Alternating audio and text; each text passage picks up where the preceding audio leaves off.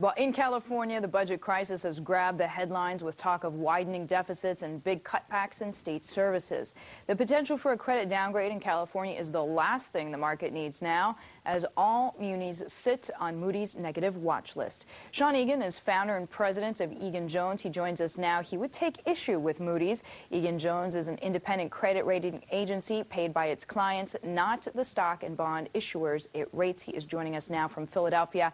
Sean, always good to talk to you. So in addition to California, I mean, who's suffering the most now? Where are the places, the regions having a hard time tapping muni markets, and why is it unfair? Actually, the whole muni sector is suffering. As usual, California is leading the way, and the municipalities have difficulty with both the cost of funds, because in general, historically, municipal issuers have been rated about 3 notches lower than corporate issuers with the same credit profile. So they had difficulty with the access, the cost fund, and also the access. And it's widespread, unfortunately. So, but as we've said, I mean, California seems to be the one that we all know about. The fact that, I mean, how is this going to trickle down to the average person's life? I mean, do policemen not get paid, teachers, firefighters? It filters through everything touching the municipality.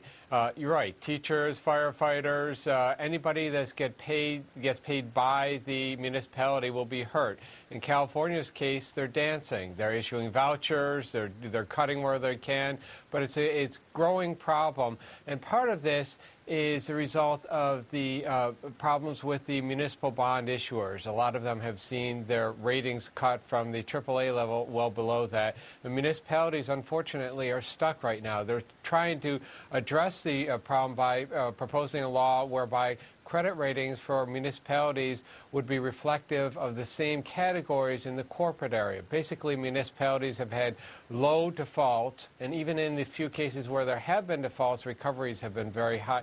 Very high.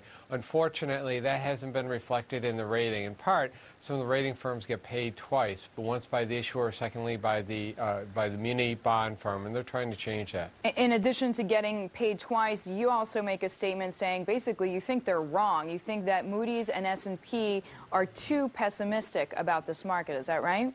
That's right, and a lot of parties affiliated with the municipalities are being hurt, both by paying a lot more for the funds, and in many cases not even being able to get the funds. If California has trouble, you can rest assured that a lot of other entities will have a lot more trouble over the next couple of years. So Sean, what's the answer?